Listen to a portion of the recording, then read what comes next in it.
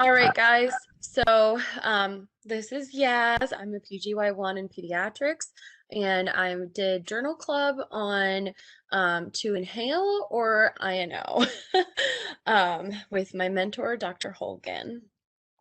So um, the objectives of this study that I reviewed was to determine the efficacy of inhaled nitric oxide for preterm infants with pulmonary hypoplasia within the first week of life. Additional objectives includes review and interpret data of preterm infants who were started on the inhaled nitric oxide and its reduction in mortality, and to, of course, practice statistical analysis and assess the applicability of the study, excuse me. All right. So just before we kind of get into it, the background of pulmonary hypoplasia. So just some information. It's a condition caused by or characterized by underdeveloped lungs that can not only affect breathing, but also heart function, ability to feed, develop, etc. It's associated with several different things. I kind of highlighted the big ones. So oligohydramnios, diaphragmatic hernia, which would cause the lung to not develop completely or in, the size that you would want it to. And then of course lung lesions, but that is not a limited list. So there's many other things that could cause that. All right. So the details of this study, it was a cohort. The cohort was on greater than 350 NICUs in 35 US states, including Puerto Rico. And the data was actually obtained from Pediatrics Medical Group. I don't know if that sounds familiar to anybody, but that is, those are our friends in neonatology right here at Carilion. So they're part of that. And the data was largely obtained from the data warehouse or completely obtained from that, generated from daily medical notes and billing. They used a one-to-one propensity score matching for this study, and I kind of just went into describing what that is. So it's propensity score matching is a statistical technique that attempts to estimate multiple different factors and variations that would predict how each kiddo would be classified. So I feel like it's written pretty concise there as well, maybe a little better than I can verbalize. So a little bit more about the details of the cohort. The initial unmatched cohort utilized singleton neonates who were born between 22 and 29 weeks gestation. They had a birth weight of 400 grams or more and were diagnosed with pulmonary hypoplasia as a cause of their respiratory distress. They had to be free of any major anomalies, and the timeline for this was between January 1st, 2000 and December 31st, 2014. So I just kind of want you guys to clue in on how wide range of a timeline that is. That's 14 years, because that's going to play an important role when we kind of go over how good or how strong this study was. And then also the major anomalies was largely just written as major anomalies. They did describe a couple of different things with cardiac malformations, etc., but they really didn't go into much detail about what other major anomalies would exclude the cohort, the neonates from the cohort. So a little bit more details. So this, I really like this chart that was in our study. It kind of takes you down like step by step of like how each kiddo was selected to be in this cohort. So we had two groups in the propensity matching. So we had the neonates that were defined as exposed, and those were the ones that did receive the inhaled nitric oxide, and they had a one-to-one match with the neonate that was not exposed, so they did not receive the inhaled nitric oxide. About half of the neonates in the matched cohort were born following prolonged rupture of membranes. That's also important, and we'll kind of come back to why that is important later on when we get more into the study. About 90% were exposed to antenatal steroids. This I thought to mention because this is kind of standard of practice for the preterm babies, as we know. So it's kind of a fact that was in there. And then all matched pairs were mechanically ventilated during the first 2 days of life, so exposed and unexposed, including more than 90% receiving high frequency oscillatory ventilation. Approximately 80% of these neonates required at least one vasopressor in the first 3 days of life. Again, we'll kind of discuss about the vasopressors coming up, why that's significant. But if you go through this chart, it is really helpful in kind of guiding the the thought process of who was selected and who wasn't and why they were excluded. So of course we had the basic like 22 to 29 weeks during the 14-year time span. They initially got excluded because of non-eligible diagnoses, so they didn't have pulmonary hypoplasia, or they had something other than pulmonary hypoplasia that would exclude them. So of course the major anomalies, non-singleton births, and then the unmatched cohort, so breaks it down to the unmatched cohort from there. And then we have the exposed and unexposed. We have the propensity matching once we selected the exposed and unexposed. And then when we got the propensity score matched groups, we came down to 151 neonates in each group. So I kind of would like you guys to take a look at the very top of that chart and see that we started with 92,635 neonates. Only roughly 1,200 were diagnosed with pulmonary hypoplasia. And then 767 were unmatched. And then 302 were matched, giving 151 in each group. So that's another thing that I'd like to discuss. This study kind of comes off as having this pretty good sample size. And then once we break down all the barriers, or once we see all the barriers to each group, we're like, okay, this study is a lot smaller than the 92,000. And then some other secondary factors that were important to state, if they had necrotizing enterocolitis, so NEC, 7 did in the exposed, 8 did in the unexposed. Unfortunately, the number that expired, so 62 passed away in the unexposed or exposed and 72 in the exposed. Sorry, I reversed that, but it's right there on the slide. And then we also have the kiddos who did and did not have persistent pulmonary hypertension. That's that PPHN at the bottom. So it kind of looks a little bit unbalanced that 105 had PPHN in the exposed group and 46 did, and 105 had PPHN in the unexposed group as well. I'm sorry, I said unbalanced, but balanced. All right. And then this is another really cool chart that I liked. So this kind of accounts for and sheds some light on all the different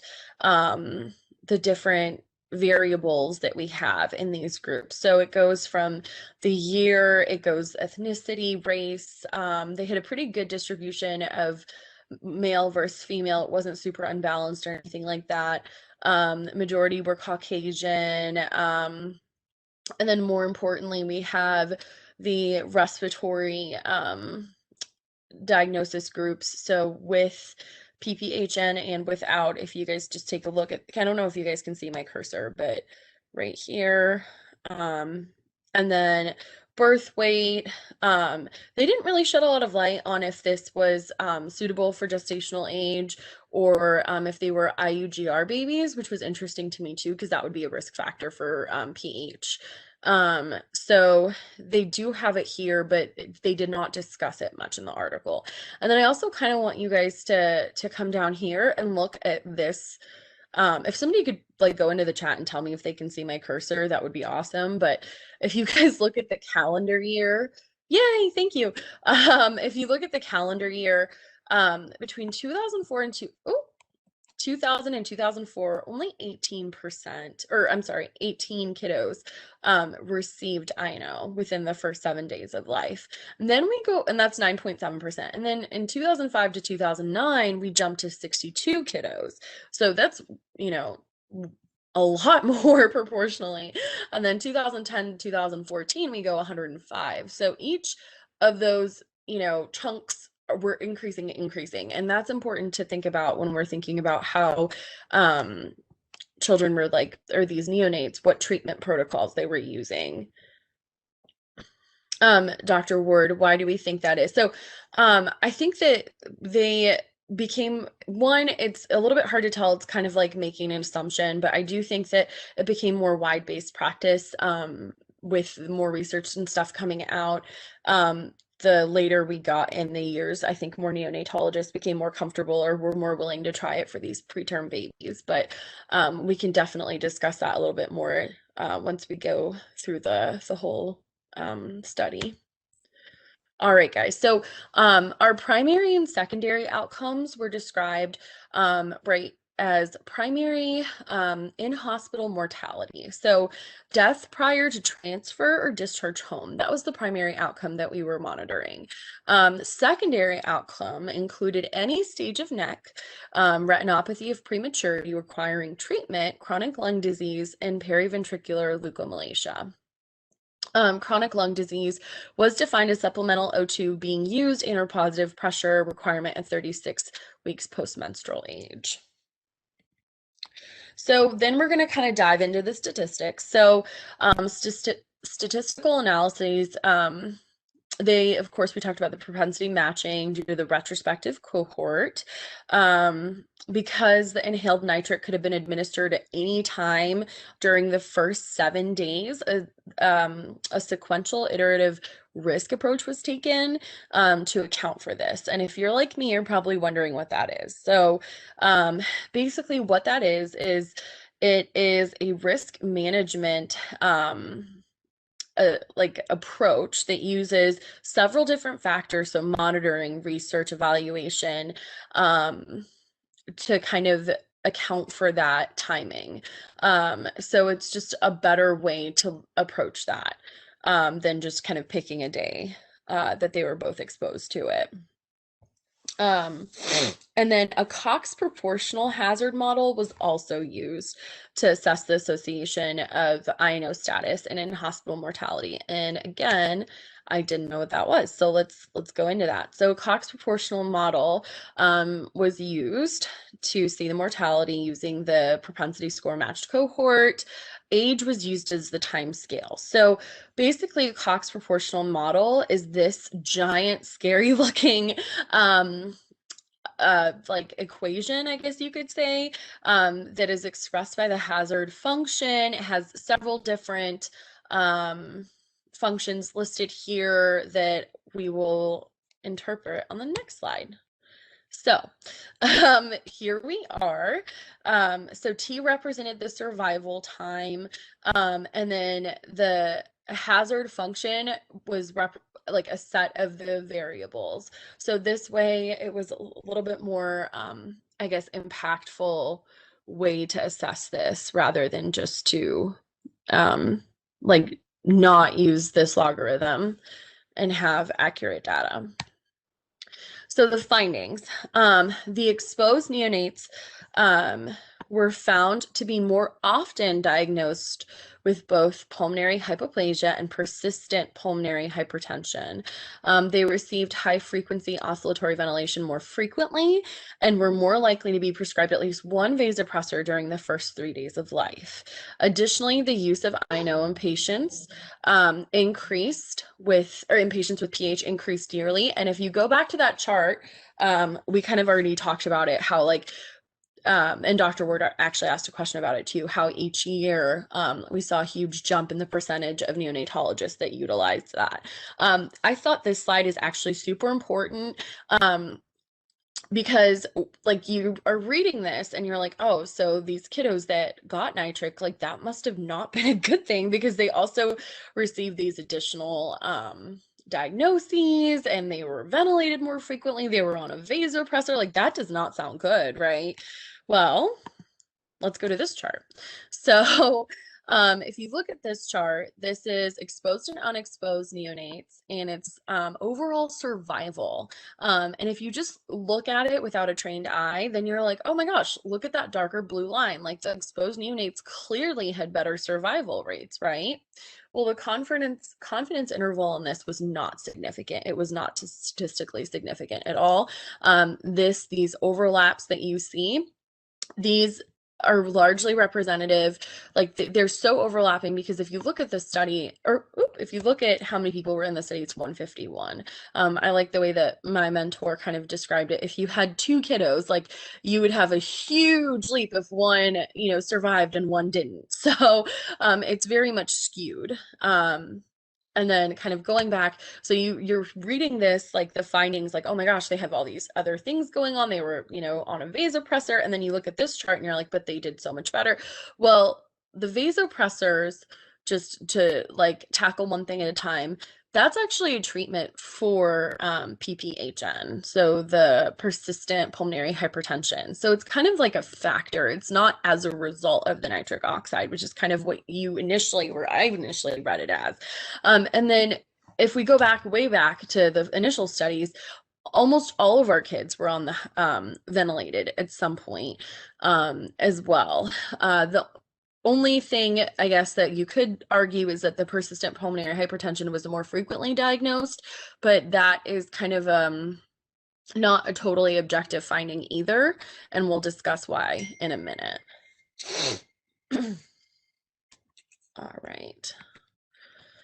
All right, guys. So again, about the findings. So we have the exposed group who received the iNO. Among the 151 who did receive it, 62 died in the hospital at the median age of 1 day, and that's an interquartile range, and that's just a way to account for the median. It's a little bit more accurate than to just do like your regular median. The remaining 89 were discharged or transferred at the median age of 81 days. And then among the 151 unexposed neonates, 72 died in the hospital at median age of 1 day, and 79 were discharged or transferred at 86 days. So not a huge difference there. As far as our secondary finding goes, NEC was diagnosed in 7 exposed neonates at the median age of 26 days of life. It was diagnosed in 8 unexposed neonates at 14 days of life. There was no statistically significant difference between iNO exposure and NEC.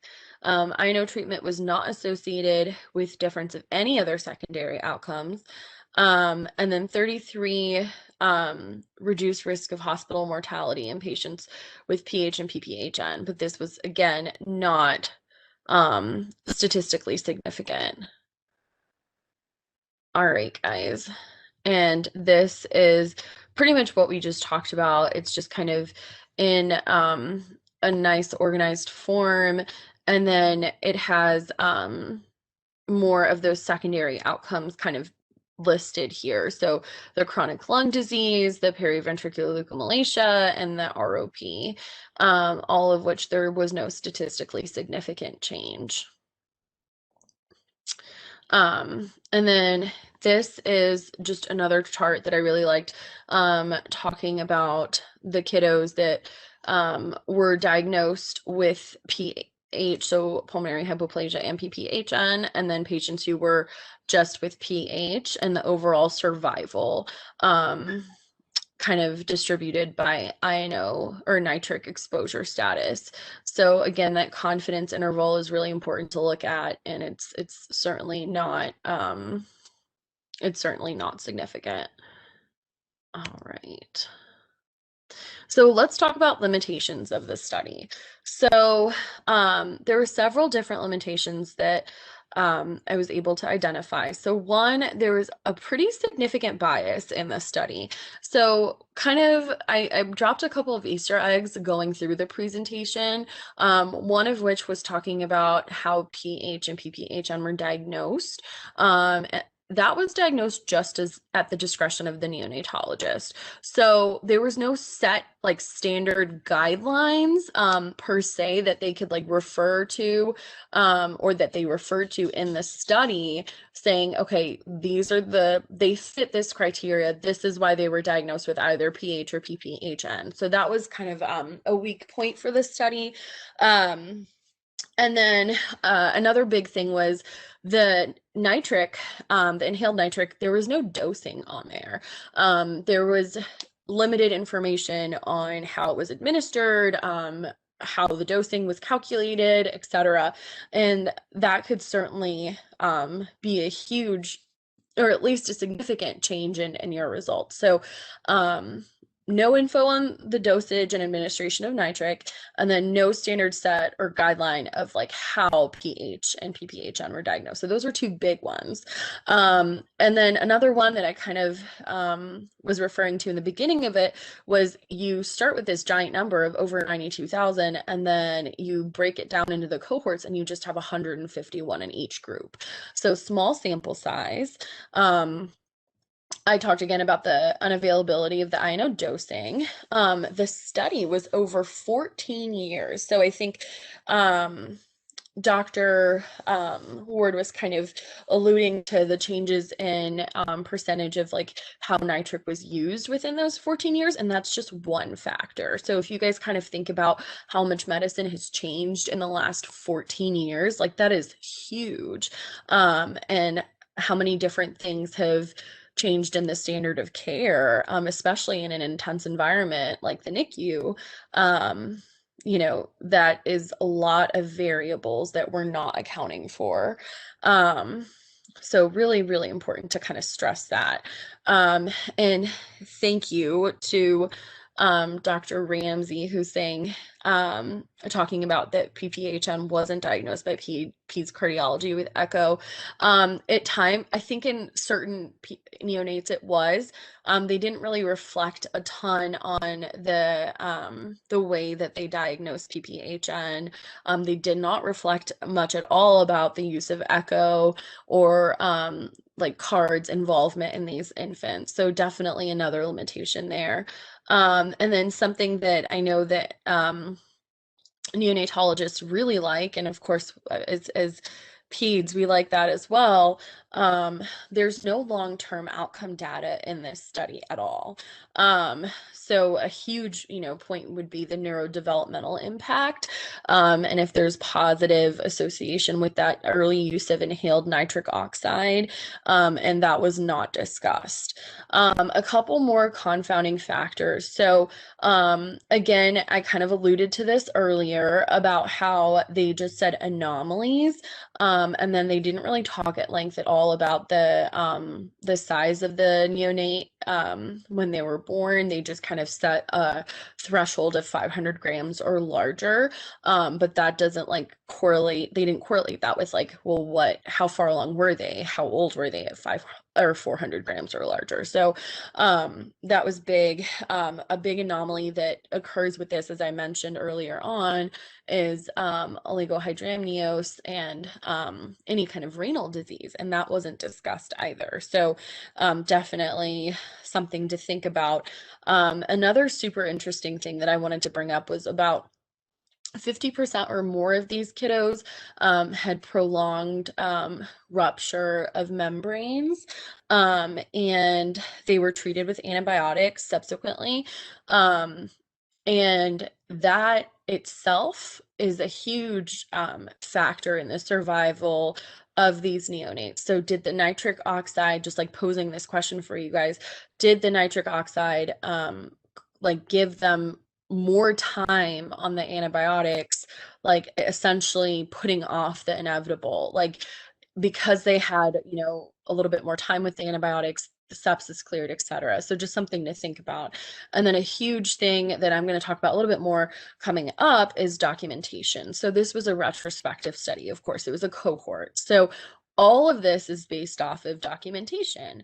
And in fact, it's our pediatrics group and baby steps. So, what was being documented? How well was the documentation?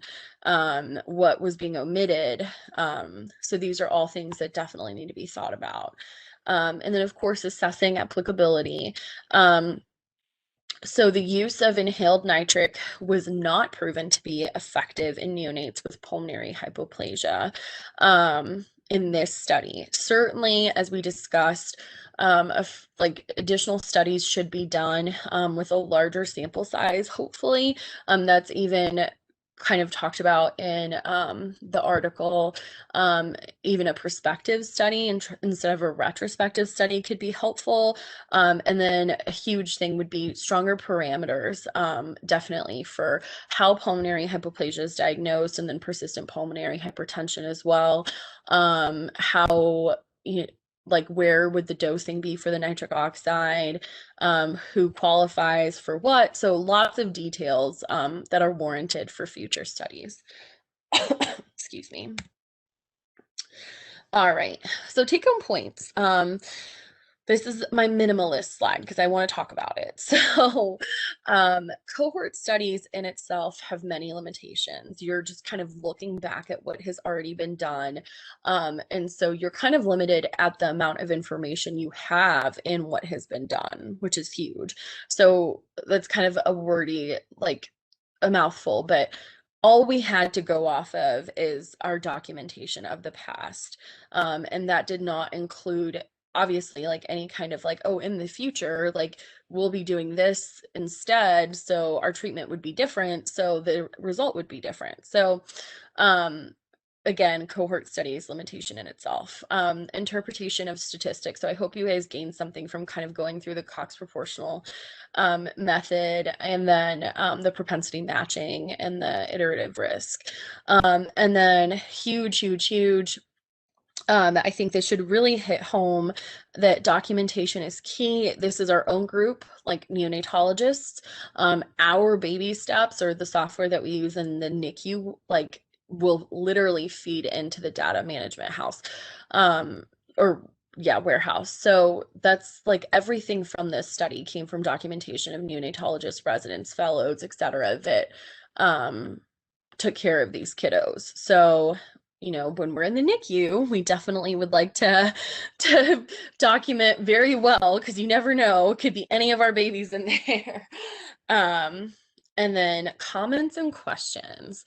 So I just got, I've been kind of trying to keep up with the comments throughout this time, but I just got from Dr. Word, how do you feel about the external validity for this study? Would you put a patient X24 weeker and iNO who has pulmonary hypoplasia and increased O2 demands? What if there's moderate to severe pulmonary hypertension on echo? Yeah, so sorry guys, this is my references, but I think that from this, like the external validity of this study is limited, of course. I think they did a good job in the amount, or like the vast like number of NICUs and different areas, etc. Like I think that portion is good. But I think that because there were so many like restrictions into the ultimate like cohorts, that the external validity is weakened, because the sample size is essentially so much smaller once you break it down from that giant 92,000 number to 151.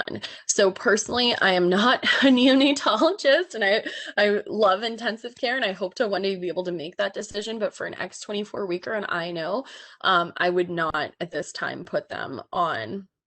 I would not put them on inhaled nitric, because it just hasn't shown enough benefit there. I definitely think that more research and more data should be available on this in the setting of monitoring with echo and all of these patients. And that's, again, another thing that could be added to future studies. Any other questions?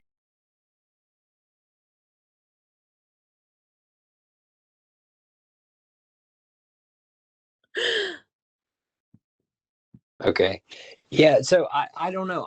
When I looked at this study and I look at the external validity, I challenge that there's so many confounding things that you have there. How a patient's documented, how an echo tech, technique accounts for the pulmonary hypertension aspect of it, the ability to get an echo on some of these kids. And there's, you mentioned the timeline of when they were recruited. There's just a lot of confounding things. And I don't think this may be somewhat of a negative study, but it wasn't statistically significant, but there was a little bit of a trend for survival, especially if these kids had pulmonary hypertension. The Right. sample size is so low Mm-hmm. that I would worry that by looking at this, we just say concretely, this retrospective study that can account for many of these biases and confounding issues, that there may be, they're not able to demonstrate a signal, but there still may be a benefit to putting them on. It's just how they looked at the data retrospectively didn't show that. So I would worry that Sure. it really could be a helpful therapy for some of these kids, and there may be more to that narrative, that it helps this child versus another. There may be, at the level of the pulmonary vasculature. I mean, there may be so many other things we don't know. And then they put in there to do do a prospective study, and then how hard it would be to do that with these numbers. But I wouldn't necessarily take this study and not offer this if this was more of a PICU patient and that was coming up. It may be something I would try and see if there was a benefit. But you're only looking at the first 7 days of exposure of this medicine. And you've got a 23-weeker who's going to be in the hospital for many, many more weeks. And there may be other confounding things that will to mortality or neck or retinopathy of prematurity. And so I think it's a hard sell to study it that way, which they did. But if you do show an outcome, it gains a lot of attention. But there may be some benefit to it that they just weren't able to tease out with how they did their study. Sure. Yeah, that's super helpful. Thank you. Oh, sorry, Dr. Hulgan. Yeah, so Dr. Ward, to your point, I think nitric use in our micropreemie population is very contentious in between providers. The previous hospital I worked in, our administration pretty much said no nitric for kids that are under 34 weeks. We do know that nitric is approved for babies that are 34 weeks and above due to pulmonary hypertension. Some people feel like if you put babies on nitric when they're a micropreemie and it's not an infectious etiology, that it may prolong their survivability a few hours, a few days, as opposed to not putting them on onto nitric. And this is with like true documented pulmonary hypertension via echo, which, this study, unfortunately, provider discretion doesn't say very much, especially when they're not giving you even OIs. Because I can tell you, and I think for those of you that have rotated through our NICU, myself and my colleagues, we are all very different. And if you've been involved in any micropreemies that have had pulmonary hypertension, some of us are very quick to pull out nitric and some of us will not do it. Or we, typically we'll start nitric, or the rule of thumb is to start nitric when your oxygenation index gets to about 20. And I have come in on service and I'll look at it and I will see babies that are on nitric and they were well below 20. Just because we had not increased our respiratory support in worry of, giving barotrauma or volutrauma. So I don't think this study says that you absolutely can't give it. I also don't think this study tells you that you absolutely can give it. And like Dr. Ward said, the study and how Yaz presented it is the study has lots of flaws, especially in the bias of provider discretion with diagnosis of not only pulmonary hypertension, but pulmonary hypoplasia. Right now, there are some guidelines that say that in babies that are infected, despite prematurity, and they are having, increased oxygen needs, potentially pulmonary hypertension, that nitric can actually be used for those kids because it can buy you some time for your antibiotics to get in the system and help fight the infection. So that is one indication. And they technically excluded babies that had diagnosed pneumonia, but then again, you bring into how do you truly diagnose pneumonia? Because they don't talk about getting trach aspirates, or is it on your positive blood cultures? Should the TBC CRP infiltrates? They don't really get into that. So I hope that answers some of the questions. That was kind of a roundabout thought. Yeah, that was very helpful. Let me ask you, why do you think this got published, especially JAMA Peds? Because it was, there's some pretty good limitations to it. Do you think it was just because it's fairly novel and there's not a lot of big studies looking at pulmonary hyperplasia and using this? Do you think that maybe Yeah, why I think it's the fact that we had, that there were 300 babies with pulmonary hypoplasia, which is a pretty big cohort of preterm pulmonary hypoplasia, pulmonary hypoplasia without a known bad renal anomaly, or genetic issue, which could cause complicating factors. I'm still a little surprised that it was in JAMA, but I think that's why it's good to show that just because you're in a reputable publication, that you can't, you have to take things with a grain of salt, and you have to truly read through the article to grasp understanding. Because I think they show that more, like most studies, more studies are needed, but at least they had a pretty significantly sized cohort of a rare diagnosis. Yeah, to your point, Dr. Hulgan, I think that they said that to their knowledge, this was like the largest study to date on this specifically, like in these criteria. So I just don't think that we have a ton of information about it, and that this was like a good starting point, Dr. Ward, for to get the ball rolling on this. good job with this. You went through it very well and brought up some really good points. Thank you so much. I had a really great mentor, so I appreciate it very much. Well, and I promise to all the residents, I personally did not pick this article. Yaz actually picked it out, and when I saw that it was a MEDNAX or a pediatrics article, and it was based off of our documentation, I thought this is a great opportunity for you guys to see why we, me and my colleagues harp on documentation and baby steps, despite the fact that I know that you all hate baby steps, and I can tell you some of the neos don't like baby steps, but it does allow for some good basic studies and kind of data creation. So this is why.